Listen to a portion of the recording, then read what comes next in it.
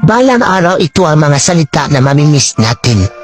Ma, paingin ba ang papasok na ako? Ma, anong ulam?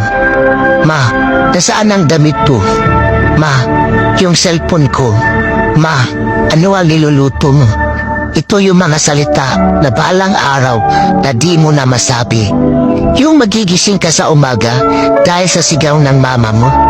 Yung maiinis ka kasi may ginagawa ka pa tapos uutusan ka ulit. Mama, yung nagpalaki sa'yo. Yung nagluwal sa'yo. Yung bumuo ng pagkatao mo. Mama, yung gagawin niya ang lahat para mapakain lang kayo. Lahat yun mawawala. Walang permanente sa mundo. Hindi mo alam, pagkapagising mo sa umaga, wala na ang mama mo. Wala na siya sa tabi mo.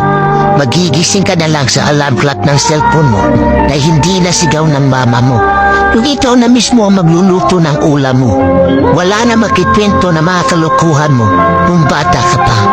Dahil pagdating ng araw, lahat yun ay magiging isang masayang alaala na lang na dala-dala mo hanggang sa pagtanda mo.